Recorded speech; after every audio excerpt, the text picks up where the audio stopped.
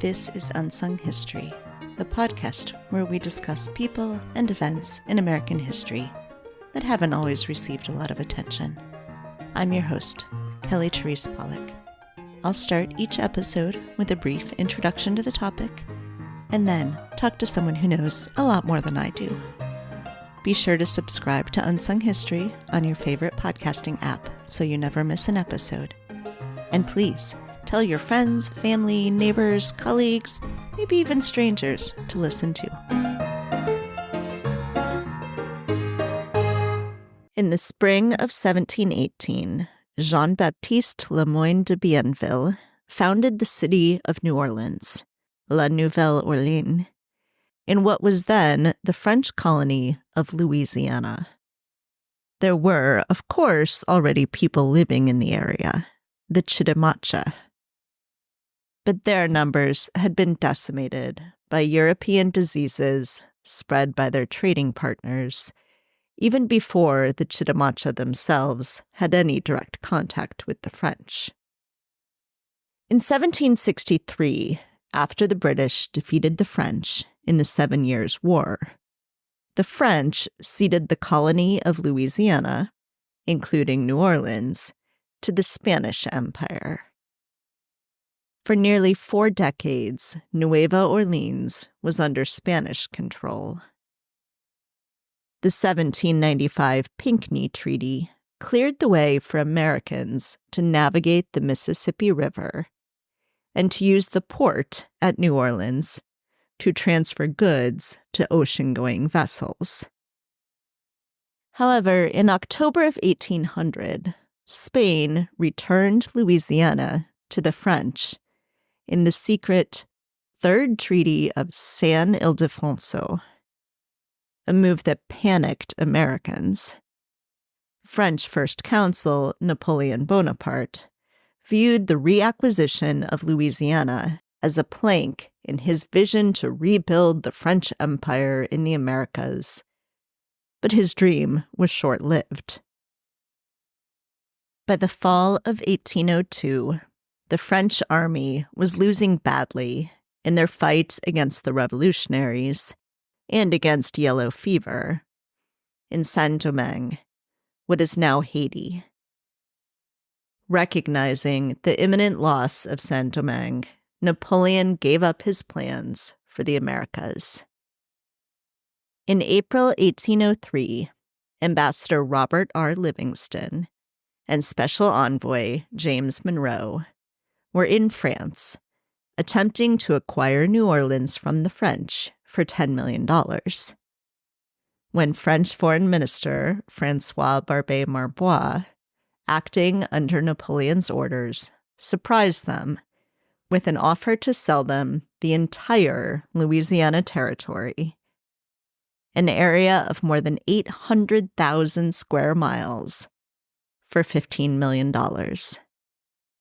At the time, around 8,000 people lived in New Orleans, around 4,000 of whom were white, 1,300 free blacks, and 2,700 enslaved. By 1809, over 10,000 Haitian refugees, both white and black, had fled to New Orleans, doubling the population of the city and bringing their Caribbean culture.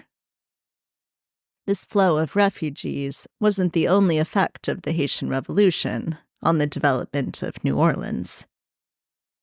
The revolution also created widespread fear in the South that enslaved people in the United States would rise up in rebellion as they had in Saint-Domingue.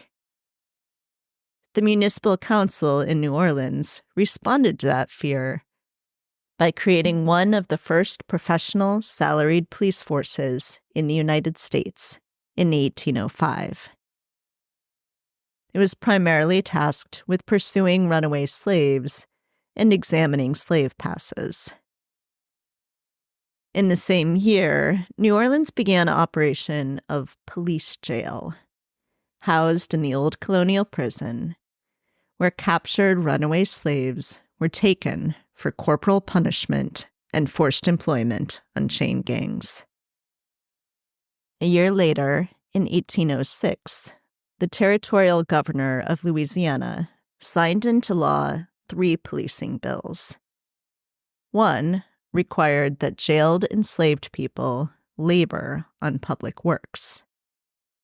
The second was a vagrancy law, allowing for the jailing of vagrants, quote, idle and disorderly persons, unquote, who lacked, quote, any property wherewith to maintain themselves, unquote.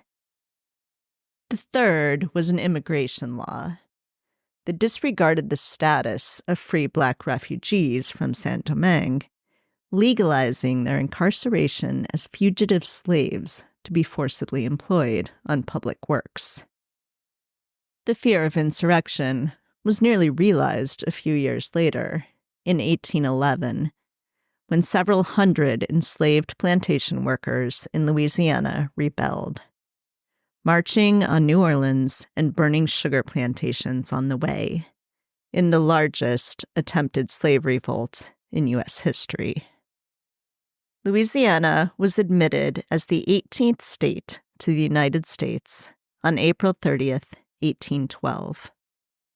And New Orleans grew rapidly, with over 100,000 residents by 1840.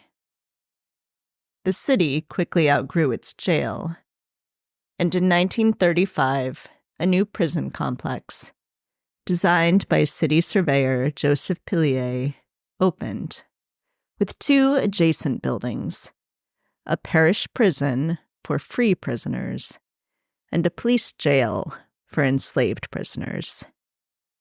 The police jail was quickly filled. By 1830, enslaved people in New Orleans were committed to police jail at a rate of 32.2 per 100. On an average day, between 1 and 2% of the city's enslaved population was jailed. Most of those who were jailed were arrested for mobility crimes, that is to say, for running away or walking around without a pass. However, some slaveholders used the police jail for so-called safekeeping, leaving enslaved people in police jail for various reasons, including while they were traveling. Enslaved prisoners were whipped in the prisons.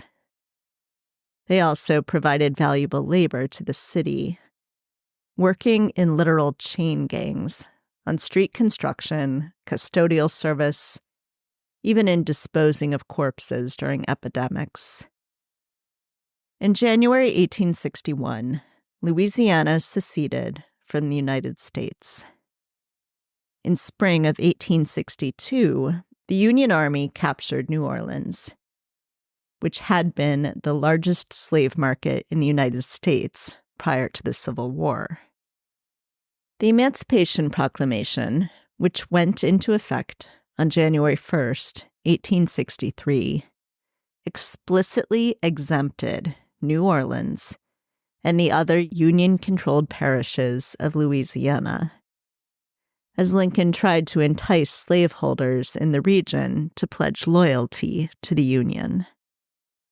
In September of 1864, though, Louisiana's new state constitution, adopted by the Union-controlled areas, including New Orleans, abolished slavery.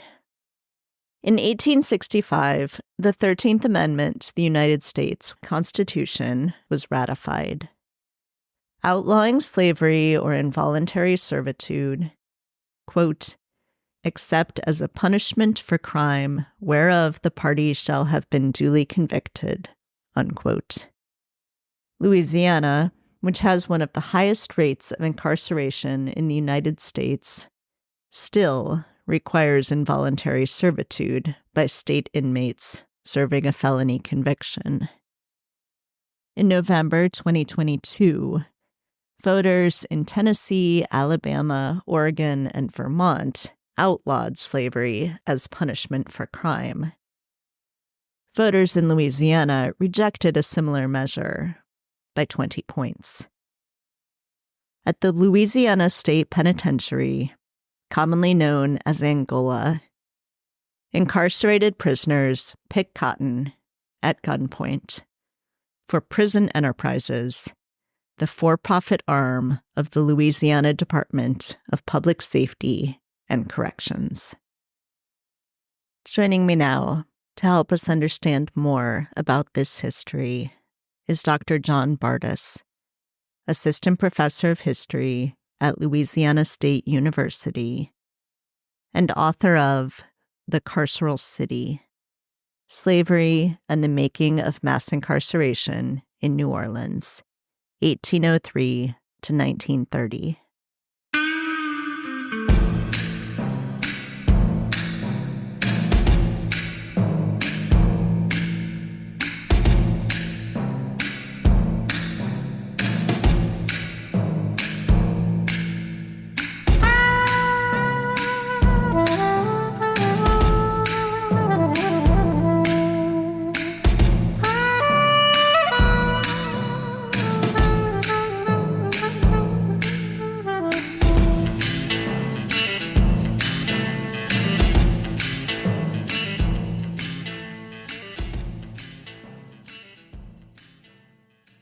Hi, John. Thanks so much for joining me today.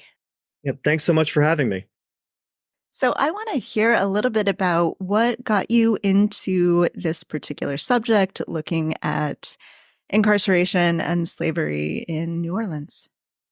Yeah, so I think in my lifetime, the rise of mass incarceration in this country has just sparked a tremendous amount of interest in the history of the relationship between race and the prison. And so when I entered graduate school in history, I wanted to study that relationship by looking at where I thought the story started, which was emancipation during the Civil War.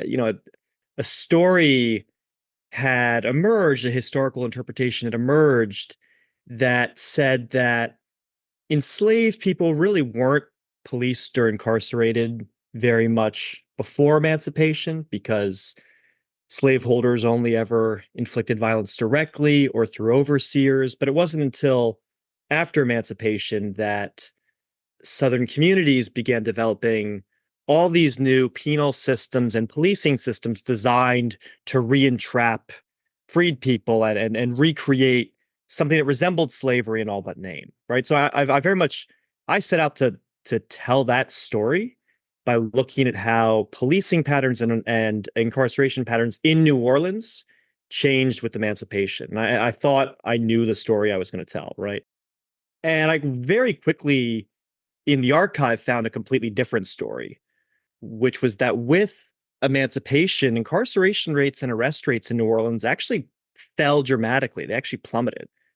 Not because there was, after the Civil War, there weren't efforts to entrap freed people, because arrest rates and incarceration rates in antebellum New Orleans were so astronomical that enslaved people in antebellum New Orleans were arrested and jailed and sentenced to penal labor at some of the highest rates that people have ever been arrested and jailed anywhere in this country at any time.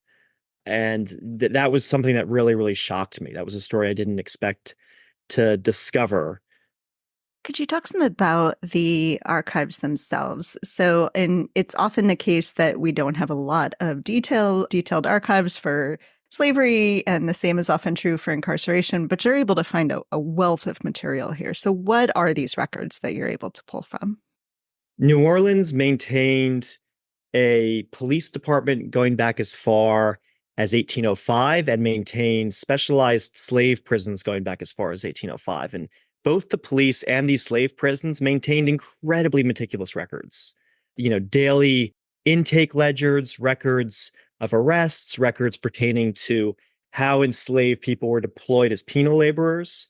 It's just an incredible wealth of data containing somewhere in the ballpark of 500,000 names of enslaved and free people who were arrested and jailed in the city before the Civil War.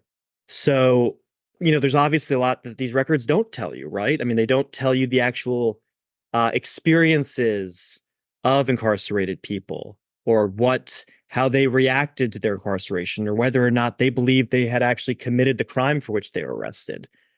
But by combining the arrest records with incarcerated people's own narratives, I was able to kind of flesh out what the carceral experience was like for an enslaved person in the antebellum city. So you just mentioned how much data there is. What was your process in looking at data itself? You have a lot of charts and graphs and things in the book. Statistical analysis is in some ways important to this story. So what is your process of doing that, of collecting all this data, figuring out how and when to include the stories and then also the statistics and numbers?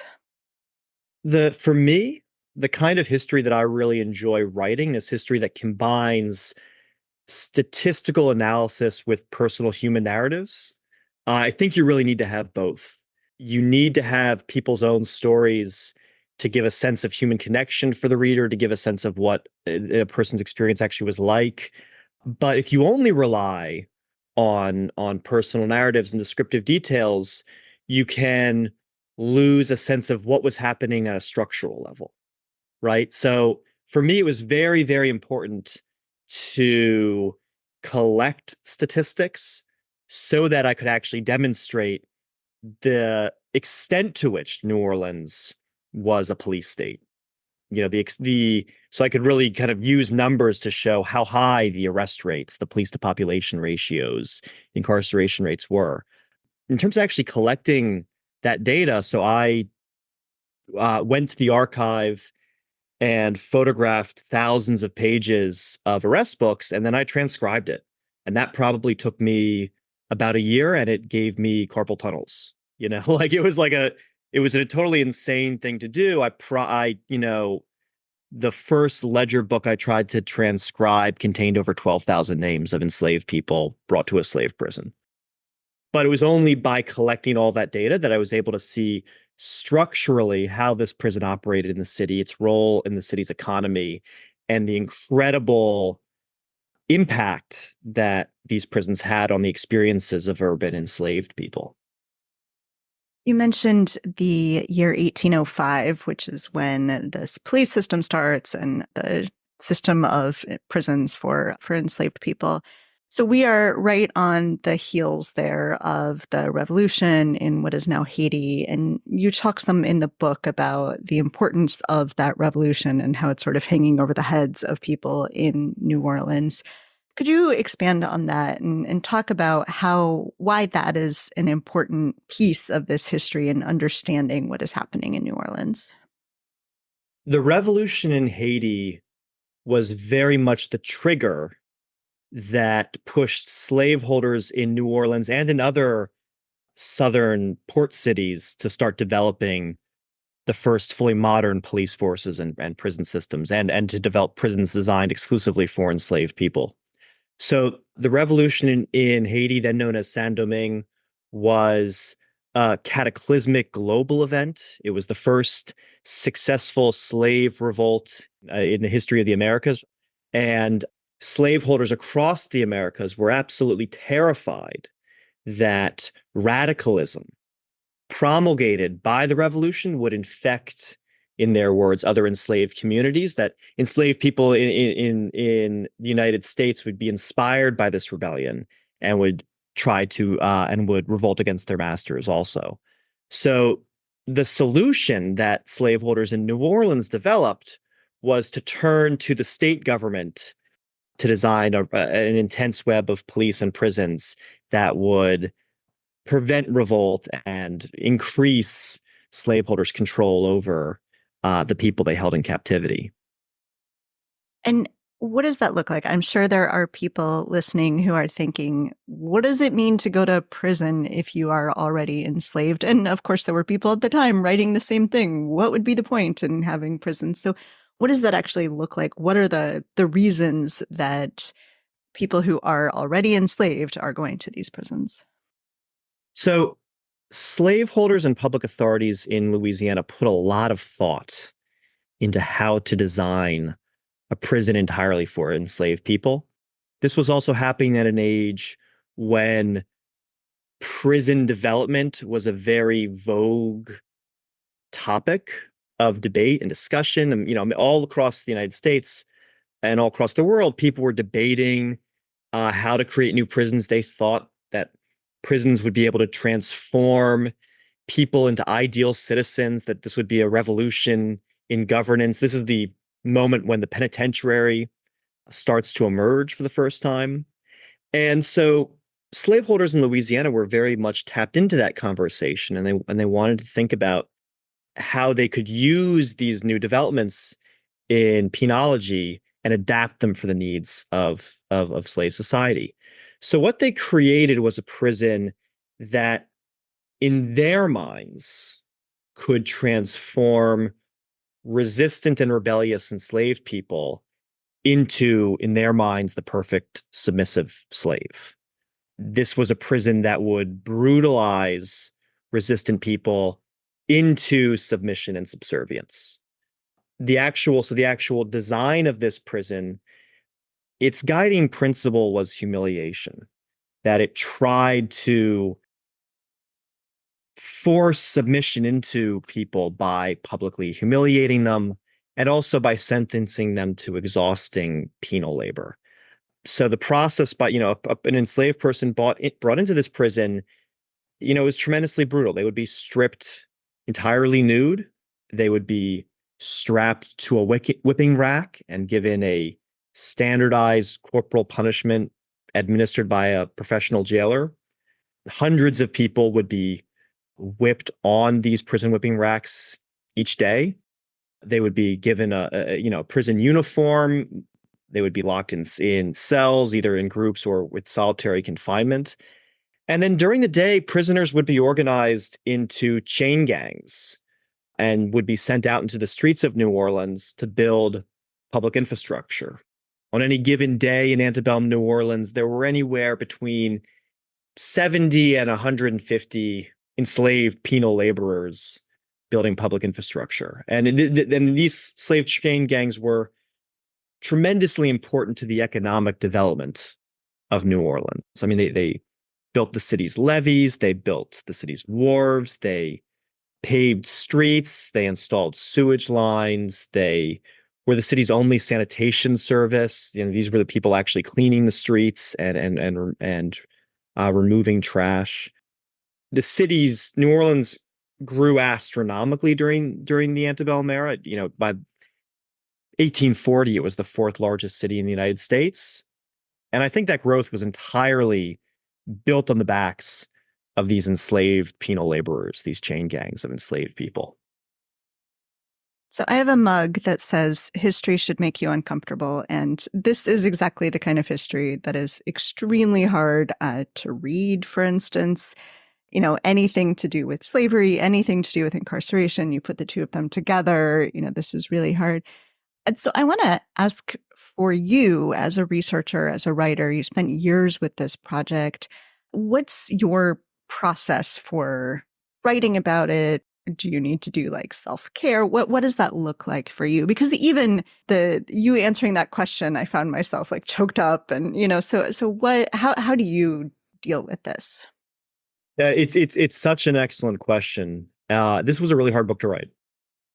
And there were definitely times where I was overwhelmed by the scale of the violence I was reading. When you look at a record book, a ledger containing the torture schedule for 12,000 people, that's existentially horrific, right? It's hard to even wrap your brain around it. I don't think I'll write another book like this again. I don't want to sit in that much sadness again, to be honest. I mean, the next book I'm working on is seeking to be, while also rooted in the antebellum South, is seeking to be a much more uplifting story about how enslaved people and free Black people transmitted knowledge to one another and formed a kind of a political consciousness by exchanging stories and abolitionist news and information. I see that project as kind of a way of clearing my head after spending years in some very dark places. But yeah, I think it's really hard for any historian, because on one level, a good historian wants to remain objective, but on the other level, a good historian wants to empathize with their subjects because empathy is a pathway to understanding. So finding that balance between objectivity and empathy and really putting yourself in the position of somebody experiencing something as horrific as a slave prison, that is both necessary and exhausting work. I don't know. I don't know if that was a good answer. I just, I don't know if there is a good answer. I love the question. It's a great question, right? So, since you just mentioned about free Black people in New Orleans, I want to talk a little bit about that. New Orleans is such an interesting place to think about race in this antebellum time period. There are it's not just black and white. There's a whole range of definitions of race. It's changing and shifting over time. Could you talk a little bit about the free Black population in New Orleans, how they are experiencing this, when they are not caught up in the system, when they are sometimes caught up in the system, what that looks like for them? Yeah, so New Orleans had the largest free population of color of any city in the Deep South. And this population was, although it had rich and poor members, on average, it was a well-off population consisting of many skilled artisans, of property holders, of scientists and teachers, and in some cases of large-scale wealthy free slaveholders of color. And I was very interested in seeing how this population was policed. And what I found was that the privileges of class tended to protect wealthy free people of color from police harassment and prison violence. That locally born free Black tradespeople and landowners were generally not arrested during the antebellum period in New Orleans, were not arrested at high rates. The people who were arrested at really high rates were free Black sailors and travelers who came into the city in search of work. Free Black steamboat workers, for example. That population, people who didn't have the protections of class or the protections of localism that were afforded to Louisiana's permanent population of free people of color, that migratory menial population, police targeted them with impunity. So one of the things I found that really surprised me was that if you look at the records of the slave prison, about 10 to 15% of all the people in the slave prison are people who actually claim to be free Black sailors and steamboat workers and migrant laborers, seized on the pretense that they might be fugitive enslaved people, but insisting the entire time that they were incarcerated that they were legally free. And this went on for years. This was not an accident, but this was an intentional design that the New Orleans police went out and arrested Black sailors and migrant workers as though they were fugitive enslaved people and jailed them for weeks, months, even years in this slave prison system. So that was the dynamic before the Civil War. After the Civil War, this dynamic really changed, and people who had been free and well-to-do before the Civil War very quickly learned that their class protections no longer had the currency that they once had. And police, in many cases, deliberately targeted freeborn Black landowners and property holders, targeted them for harassment as a way of communicating to them that their class privileges would no longer protect them. Another popular conception we have of the antebellum South that's really undercut by this narrative is the solidarity of the white people in the South, and that whether they were landowners or poor whites, that they were all sort of banded together against the Black population. And that's, of course, not true in much of the story that you're writing here of New Orleans. So could you talk about that and how class really factors in a lot into that as well? Because there is policing not just, of course, of Black people, but also very much of white people. Yeah, so New Orleans was a police state, not just for the enslaved or for free Black migrant workers, but also for poor white migrant workers and the white working poor who and white and European immigrants, all these impoverished poor white people who passed through the city. They also were arrested and incarcerated at really, really high rates, although not as high as the rates that Black people were arrested and incarcerated at.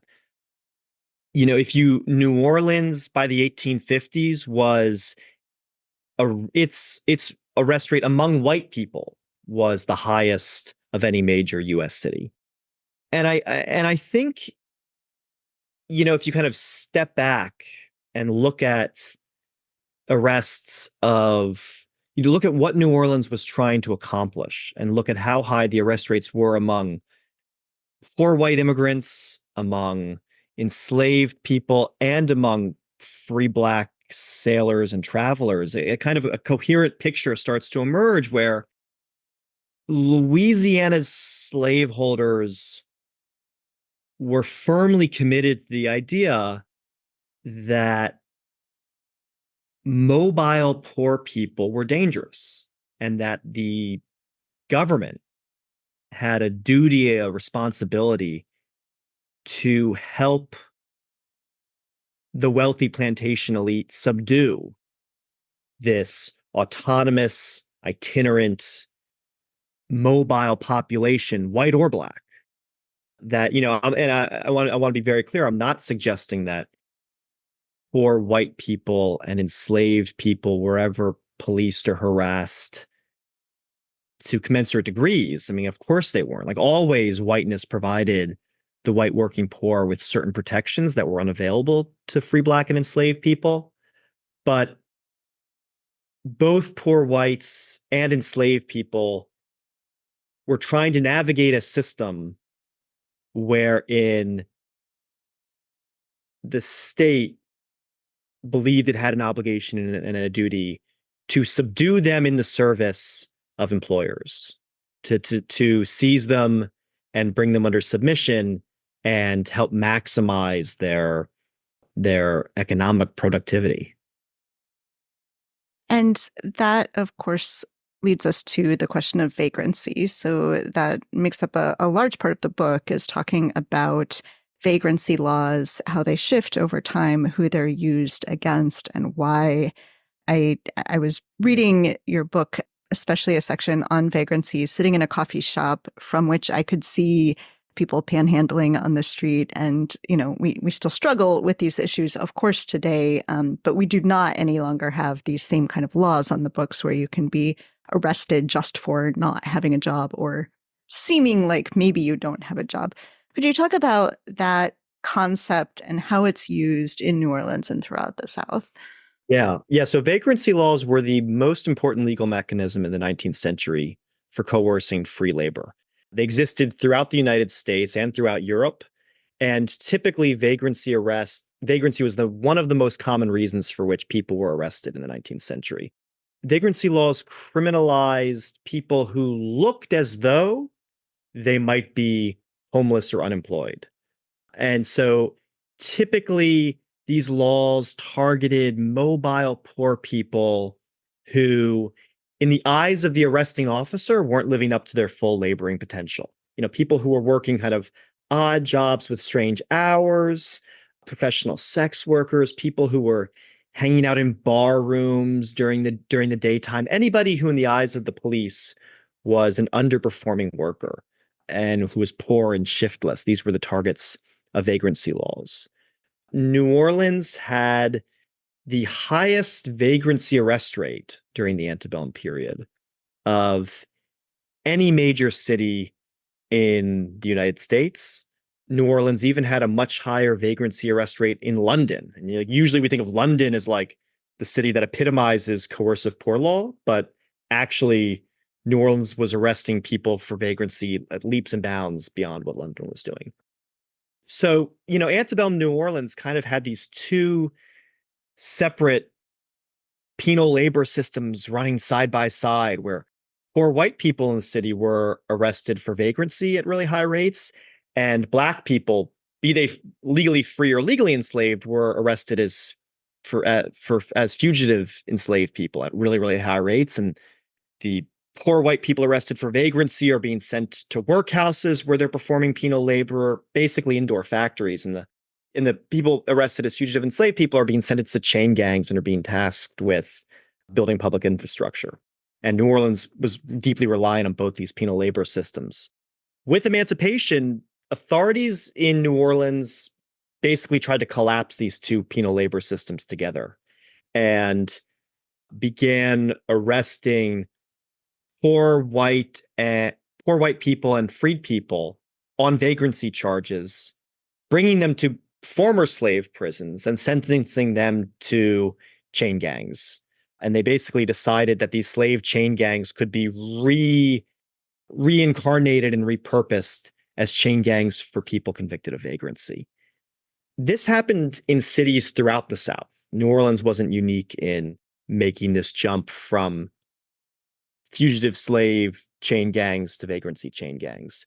And these vagrancy chain gangs really persisted throughout the South and were absolutely vital to the construction of public infrastructure throughout the South, all the way through the Jim Crow era, all the way through the civil rights movement, and all the way up to a 1970 US Supreme Court case, which ruled that vagrancy laws were unconstitutionally vague throughout the country. And that's why people alive today have not encountered vagrancy laws in the way that people throughout the 19th and early 20th century encountered them. Let's bring this story into the present day. We, of course, again, are in a time of mass incarceration.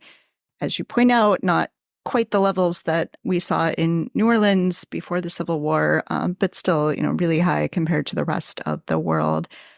What can you find from your research that might shed light on the current crisis that we're dealing with and how we might think going into the future about what a society should be should be doing? It's such an excellent question. I think what I found disturbing and difficult while writing this book was we often imagine there being a division between torture and punishment, right? And we imagine that slavery is really like the embodiment of the worst kind of physical torture we can imagine, and that the criminal justice system issues punishments that are, at least in theory, rational and structured.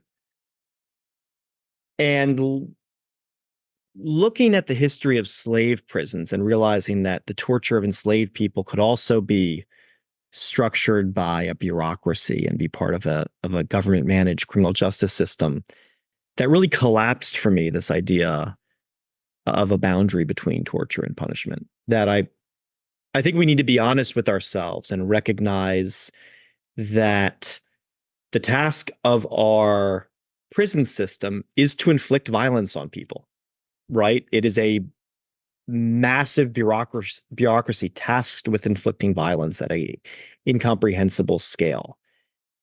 I am not saying that means that we should entirely abolish that prison. I think most people would say that there are contexts in which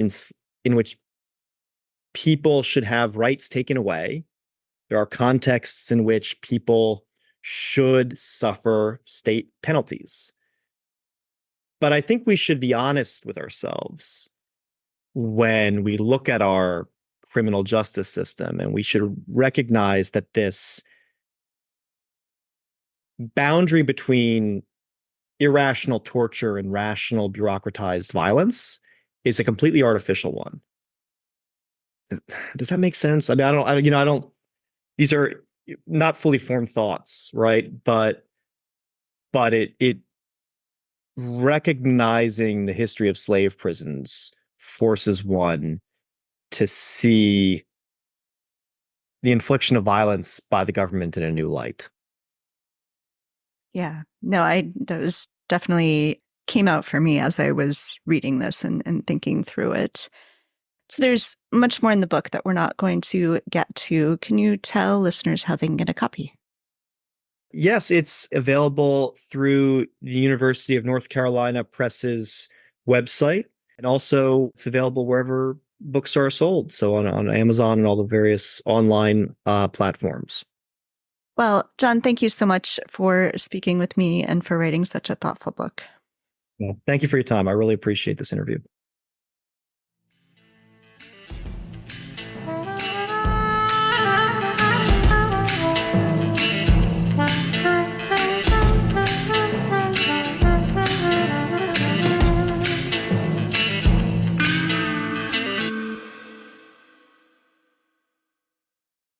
Thanks for listening to Unsung History.